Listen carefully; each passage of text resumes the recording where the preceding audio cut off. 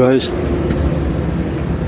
Chevrolet Silverado, ang kanyang problema, nasira ang yung lever na stuck up, hindi na ma-neutral, ma-park.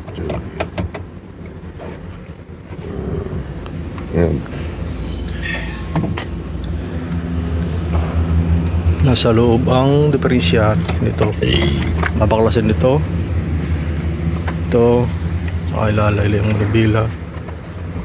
Kakabit nitong isa na luma na ginawa ko ng pinagbabawal na technique. Temporary lang guys, para lang makatakbo ang sakyan. Babaklasin din to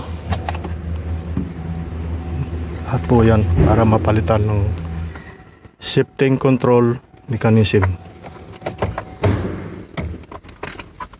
Kita nyo, naka-stuck na sa D.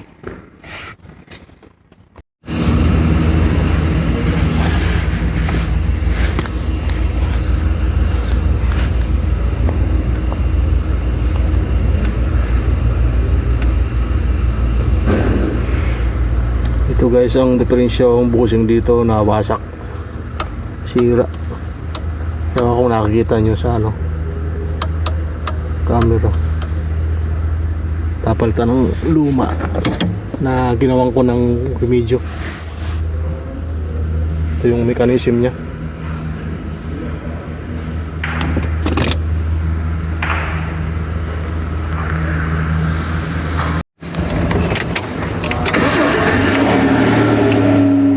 Ito guys, matapos kong ikabit yung aking reserva na luma na ginawan ko ng pinagbabawal na technique.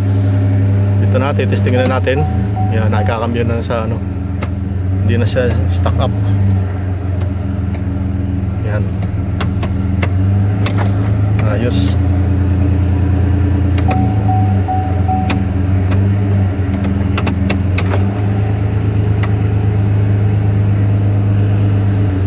Ngayon, ibabalik ko na lang itong mga pinagtatanggal ko. Yung mga ibabalik na lang. Tapos na. Solve the problem. Salamat sa panonood.